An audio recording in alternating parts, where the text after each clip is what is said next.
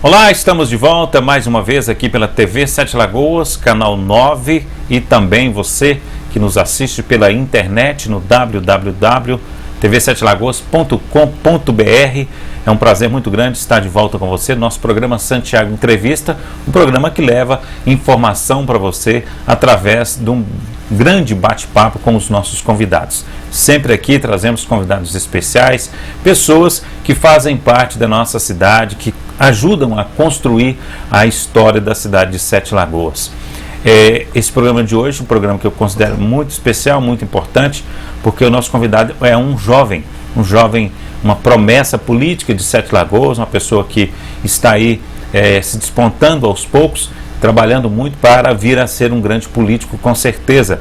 Ítalo Castelo Branco, ele que é o presidente da Juventude do DEM em Minas Gerais, foi candidato também nas últimas eleições a deputado, teve uma votação de certa forma, digamos que expressiva pelo trabalho que foi feito, pela condição também das últimas eleições, que foi uma eleição muito difícil. Nós vamos aqui discorrer vários assuntos, principalmente assuntos que tangem, a essa categoria de pessoas, aos jovens, as pessoas que estão aí como promessa de acontecer nos próximos anos no nosso país. A gente sabe que a política brasileira está sendo renovada aos poucos. E a gente fica muito feliz quando aparece um jovem que se interessa por política, porque grande parte dos brasileiros, quando a gente fala em política com eles preferem trancar o assunto, não querem discutir, não quer saber de política, quer saber da vida do dia a dia, e grande parte deles é prejudicado aí por não acompanhar a política. Prazer estar recebendo você, Ítalo. Você sabe que é um prazer muito grande, a gente, de certa forma, em off, a gente tem uma amizade, um bom relacionamento, e sabe que a gente torce muito por você, mas também sabemos que a parada é muito pesada, né? É verdade, eu que agradeço, Santiago, o prazer é todo meu, na verdade, estou aqui mais uma vez, é sempre muito bom estar aqui conversando com o pessoal de casa, com você, como você disse mesmo, a gente tem uma amizade muito boa aí, em off, fora da televisão, e mais um dia aqui para a gente discutir a cidade, para a gente discutir esse panorama político que às vezes não interessa tantas pessoas como você diz, mas que afeta todo mundo, isso é um fato, Eu acho que política hoje, ela é muito mais daquilo que as pessoas veem na televisão, e é isso que as pessoas têm que prestar atenção, ela é o dia a dia mesmo. E o governo, seja municipal, seja estadual, seja federal, afeta a vida de todo mundo. A gente está vendo a economia aí do jeito que está, E está todo mundo sofrendo por isso. A gasolina chegou às alturas essa semana, Então vamos bater um papo aqui, Vamos conversar um pouco sobre cidade e falar um pouco também sobre essa loucura de eu novo desse jeito, estar encarando o desafio, como você disse, tão difícil, como foi a eleição e essa política como um todo. Ô Ítalo, você transita em várias áreas que tem muitos jovens, Você recém-formado também.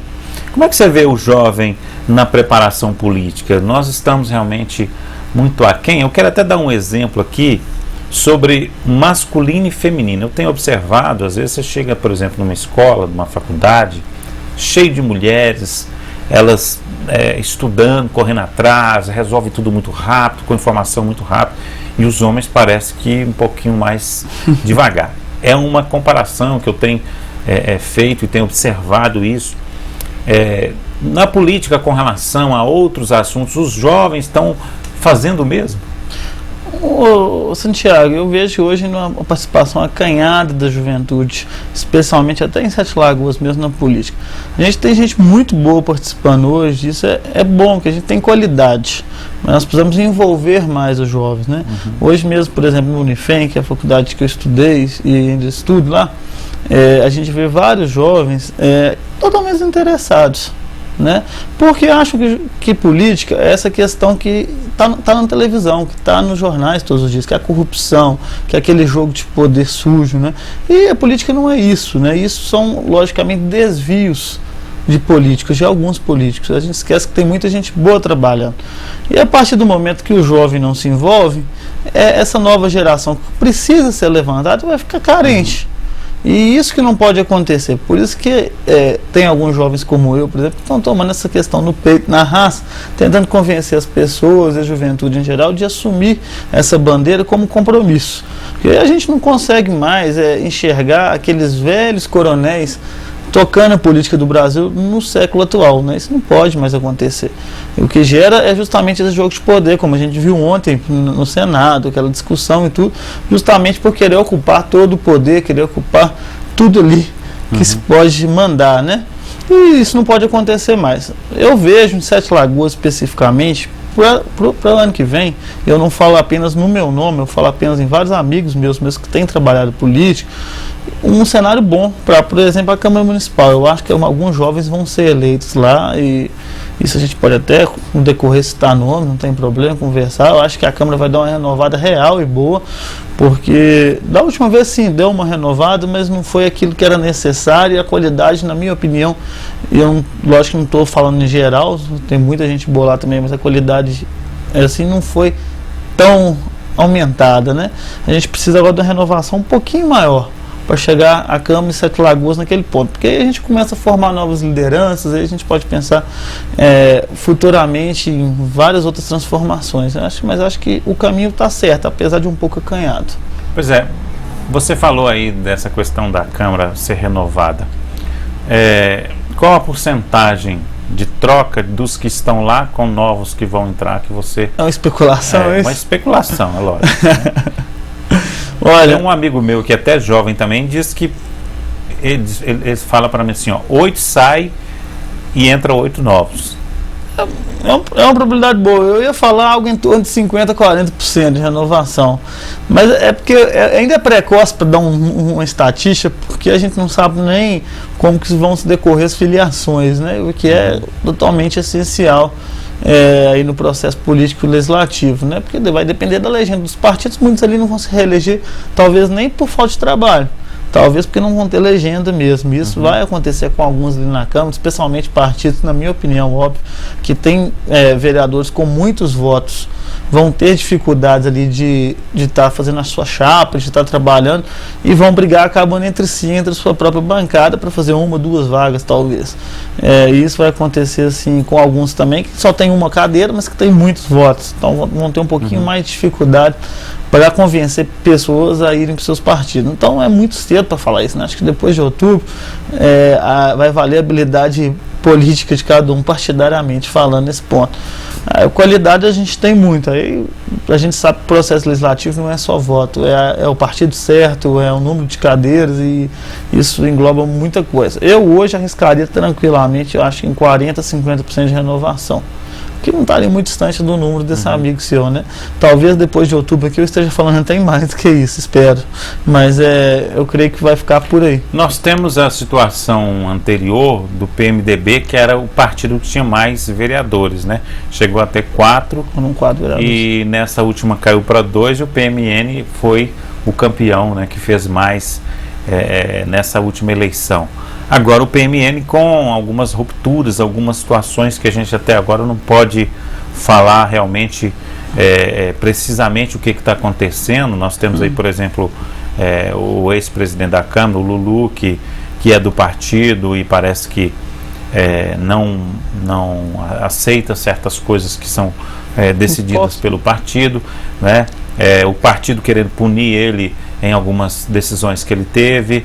Ele agora já se colocou aí já abertamente que deseja vir como candidato a vice-prefeito.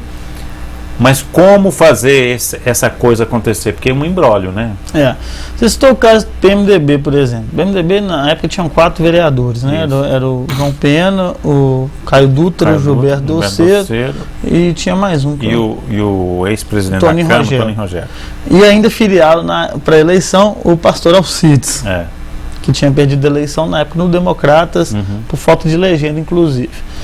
Aí você tinha 5 pessoas com muito voto, eles também tinham um candidato a prefeito de certa forma específica, alcançou aí uns 11 mil votos, que trouxe uma votação de legenda do partido, acabaram conseguindo fazer 2 cadeiras, ou seja, mesmo com tanta gente pesada, ainda teve uma certa dificuldade de fazer essas 2 cadeiras, porque é natural, porque um partido que às vezes tem um número grande de vereadores e com voto, assusta candidatos novos, que vão tentar pela primeira vez, que vão ali buscar uma cadeira no legislativo, porque o cara pode se filiar às vezes no partido que ele vai ser eleito aí com 1.100, 1.200 votos, e às vezes o cara aí perde num partido, como aconteceu até no próprio PMN na última eleição, beirando os 1.500, né?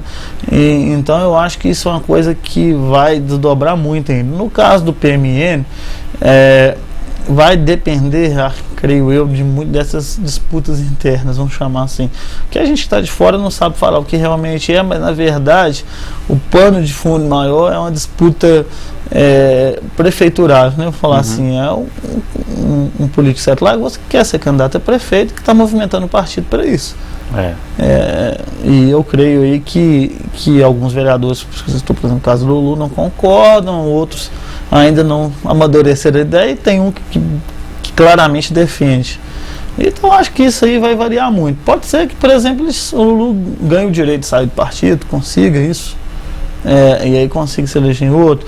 Aí é o que eu estou te falando, a gente falar aqui quantos cadeiras um partido vai fazer, só depois de outubro desse ano mesmo, né? Para a gente ter uma noção de quanto. Eu lembro que na última eleição nós fizemos meio um bolão com o João Carlos, isso ainda na Rádio Cultura, né? Cada um podia colocar 19 nomes, são 17 vereadores, cada um podia colocar 19 nomes. Quem acertasse mais, a gente fez um bolãozinho lá. Eu acertei 17, precisamente os 17 eleitos, errei 2. Eu não errei 2, é porque a gente estava colocando mais nomes que os vereadores. E foi muito curioso isso. Só o Buzu até que fez mais pontos na época, acho que ele acertou 18 dos 19, né? Tipo, que valia o mais votado logo em seguida, né? E foi uma questão muito legal isso. Eu acho que depois de outubro a gente pode fazer essa brincadeira aqui também. É interessante. Você falou do João Carlos, até uma coisa interessante também, que eu tenho percebido o seguinte, a comunicação de Sete Lagoas sempre fez parte da política. O João Carlos mesmo foi uma pessoa que sempre... digamos que direcionou a política sete lagoana durante muitos anos através do programa Sem Censura. Devido aí aos problemas de saúde dele, ele tem saído um pouco de cena, a gente vê que não tem uma articulação tão forte como era antes, e a gente vê aí se fortalecendo nesta área o Geraldo Padrão, que, né, afinal de contas, ele tem um canal de imprensa muito forte, e também participa de um partido que inclusive elegeu o único deputado estadual. Como é que você vê essa participação dessas cabeças em relação à política? Você acha que elas interferem realmente ou não? A participação da comunicação em si, no caso. Principalmente dessas cabeças aí. O João Carlos, ele tinha um perfil um pouco muito diferente. Eu até costumo chamar ele de bruxo político quando eu encontro. Porque eu lembro na eleição de 2012, isso eu falo até abertamente, eu falo até pro próprio Douglas, que a gente ali mesmo no bolão não esperava que o Douglas ia ter nunca a votação que teve para o vereador. Tanto que eu apostei na eleição da Carol Canabrava no bolão e achei que o Douglas ia ter liberando uns mil e poucos votos. Acontece que o Douglas estourou na eleição de vereador, estourou na de deputado. Foi um real fenômeno. E eu acho que, assim, logicamente, muito impulsionado pela Muzirama, porque é uma rádio muito ouvida, né, muito escutada. Mas, obviamente, também com as características do Douglas também, que sempre soube conduzir o trabalho, tem aquele jeito de falar, falando de dono de casa, com aquela pessoa que está em casa naquele horário, né, que atrai mesmo. Então, não sei se o sucesso seria o mesmo com outras pessoas, até porque outros radialistas também tentaram e não tiveram tanto sucesso. Agora, o Geraldo Padrão, ele ali tem a posição política dele. Entendeu? Eu respeito muito ele como pessoa pela idade que ele tem, tudo. Então até às vezes a gente vai discutir posições políticas, as pessoas acham que a gente está desrespeitando a pessoa, não é. Mas eu acho que ele está aí um pouco fora da posição política devida, não está querendo enxergar as coisas que vem acontecendo. Eu acho que está prejudicando um pouco a imparcialidade do trabalho. Obviamente, ele consegue aí afetar e influenciar muitas pessoas. Isso não tem jeito mesmo, tem gente ouvindo na rádio. Mas eu creio que o trabalho na prática, ele influencia mais. E outro ponto que eu vejo em Sete Lagoas é que o momento de hoje é um momento de abertura para novas mídias, entendeu? Então eu acho aí que outros canais vão ganhar mais espaço se trabalharem bem, se trabalharem direito, porque há realmente uma carência na mídia sete lagoana. Não há aquele veículo que você enxerga que represente a população como um todo, que a população assista como um todo, como em várias outras cidades tem, Divinópolis, Montes Claros, cidades até do Porto de Sete Lagoas. Então hoje Sete Lagoas precisa assim de novos canais assumindo postura. Eu vejo, por exemplo, a Rádio Eldorado, que vai vir ser FM, talvez ocupando um espaço de concorrência, o que é saudável, que é totalmente saudável. A pessoa não pode querer ter um canal único num espaço, né?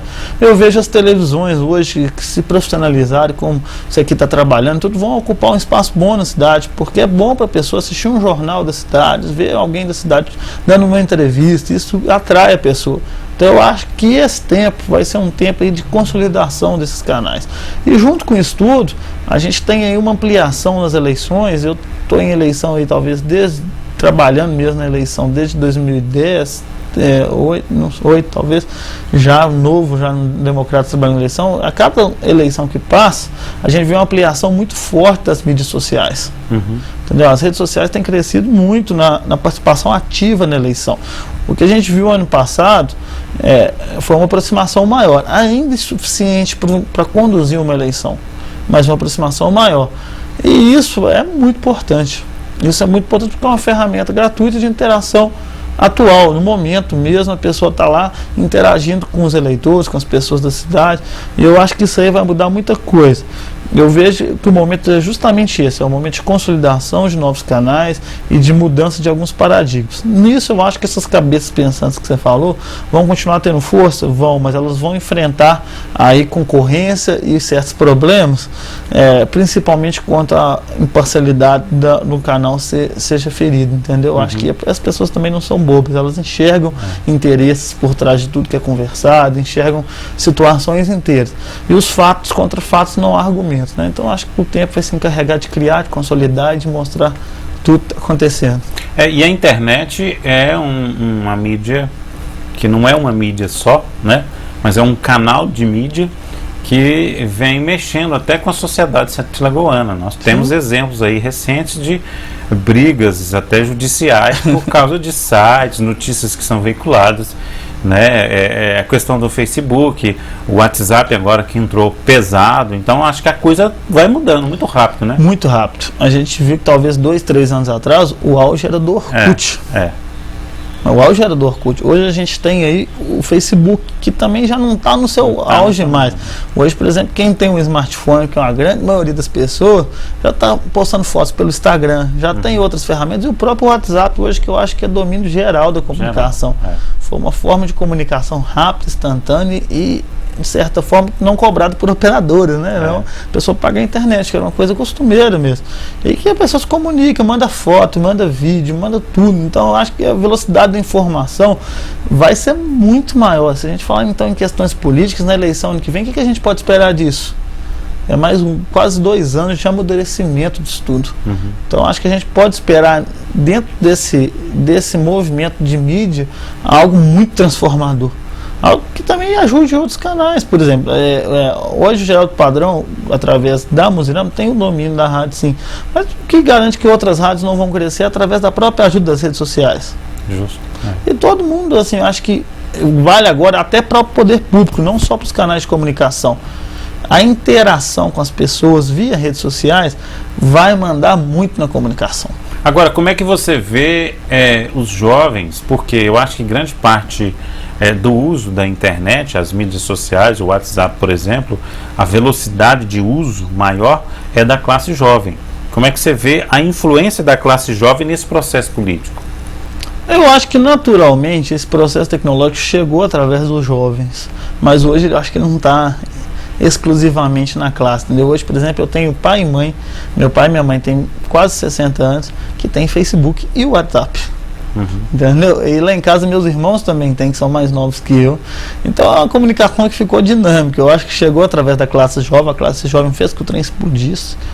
E isso é natural, porque é uma classe que tem muito mais interação, assim, e que, por exemplo, estou aqui, eu estou com o Santiago, vou tirar uma foto aqui, daqui a pouco está na internet. E eu vou fazer de fato isso. Mas isso chegaram nos pais, nos avós, por não dizer. Eu converso muito com alguns amigos meus, por exemplo, empresários na cidade que tem 70, 75 anos, que tem WhatsApp. Então é uma coisa curiosa que o trem foi se expandindo tão forte que eu acho que hoje, principalmente daqui para frente, vai transcender muito mais a idade, porque no começo que as tecnologias foram chegando, obviamente houve uma certa barreira com os mais velhos por não entenderem daquela ferramenta, não entenderem da tecnologia em si, dos celulares modernos, dos computadores. Mas eu acho que hoje está todo mundo procurando... É tão fácil de usar também que... né? Ele está procurando se aprofundar mesmo, né? E isso obviamente, o jovem é protagonista nesse ponto, porque foi ele que trouxe essa tecnologia à tona, né? E fez o trem pegar. Agora, você consegue imaginar alguma nova criação que supere isso? Não sei. É muito curioso. Eu parei para pensar do WhatsApp. A do WhatsApp eu não consegui até agora entender nada que... Eu acho que se a gente tivesse isso em mente, a gente criava para vender para o Google, para o Facebook depois, né? Porque é difícil você pensar. Mas, de certa forma, eu pelo menos não pensaria nem no WhatsApp quando estava o Facebook no auge. Era uma comunicação assim que surgiu do nada, né? E hoje já tem outros tipos aí. Hoje a gente tem aí... Eu rajo e ri disso, porque eu tenho amigos aí com 50 e poucos anos, até dentro do próprio local de trabalho, que para sair com alguma mulher e tudo utilizam o Tinder, que é uma ferramenta de paquera mesmo, chama assim. Gente, hoje a dimensão da tecnologia ela está tomando outro ponto. O cara marca de sair com uma mulher que ele não conhece, que está na proximidade dele através de um aplicativo de celular. Muito interessante esse então, para quem não sabe, é só você entrar lá e baixar, chama Tinder, né? É um aplicativo, você vai se cadastrar, ou então você se cadastra pelo seu cadastro do Facebook, e você tem um mapeamento de todas as pessoas que participam, né, como amigos, e ele mostra para você as pessoas que estão próximas de você, né? Você escolhe, por exemplo, eu quero só ter acesso aos homens, eu só quero ter acesso às mulheres, ou eu quero ter acesso aos homens e às mulheres. E aí você cria sua rede ali também, se você quiser. Mas o interessante é que você faz contato com as pessoas que estão mais próximas de você, lógico, querendo ou não, né? Se quiser marcar também distante, né? Vale o ânimo de cada um. É muito interessante, sim. Eu estou te falando que são ferramentas, entendeu? Tem uma outra ferramenta, por exemplo, que é o Snapchat, que é muito pouco conhecido na classe jovem, dos 20 e poucos, 23, 24 para cima, mas que dos 18, 19 para baixo é amplamente usado. Esse eu não conheço. Basicamente um compartilhamento de fotos pessoais, entendeu? Eu tiro uma foto, no momento eu te mando. A diferença é que você só pode ver aquela foto naquele tempo que eu estabelecer, tipo por 3 segundos. A hora que você clicar lá, você está vendo ela sumiu. Então é um compartilhamento. E daí tem vídeos, tem várias coisas. É engraçado essas ferramentas, né? Porque você vai aprendendo elas. A gente, como eu, por exemplo, que trabalho com redes sociais, aprende isso com a menina de não sei nem quantas idades, chamando a Bárbara, que é amigo nosso amigo Lucas Viana, que me ensinou e hoje eu uso para conectar mesmo, porque a gente aprende isso, né? E eu vejo que a velocidade que essas ferramentas vão se propagando e vão começando a existir também é algo totalmente inimaginável. É algo que a gente não pode nem saber o que esperar daqui para frente. Eu, por exemplo, ontem eu estava pesquisando, eu agora quero comprar para mim um celular diferente do que eu uso, né? Eu quero comprar um celular de tipo relógio. Eu não quero mais carregar celular. Eu vou botar aqui com 2 chips e pronto, e não quero mais. Eu estou incomodado com carregar alguma coisa. Então, você está vendo? Se a gente acha que não tem nada que vá ser inventado, que um dia você inventa um troço aí que não é perceptível, mas ele está lá com você. Não, é uma coisa que a gente não vê barreiras. A mesma coisa é a evolução do celular. Antigamente o celular era enorme, depois ficou pequeno, agora ficou grande novamente. Eu pesquisei também o menor celular do mundo, né? Realmente tem o menor celular do mundo, que é tipo um relógio, e tem também um fininho, que é como se fosse um cartão de crédito, né? O tamanho de um cartão de crédito, você guarda dentro da carteira e pode usar ele como celular. É a tecnologia que vem chegando, né? E é bom a gente estar falando isso, né? Porque o Ítalo está aqui representando a juventude. Nós estamos encerrando esse primeiro bloco, Ítalo. Depois, no segundo bloco, gostaria que você falasse um pouquinho também, né, desse trabalho da juventude dentro do próprio DEM. Vamos fazer um pequeno intervalo, daqui a pouco voltamos aqui com o Santiago Entrevista.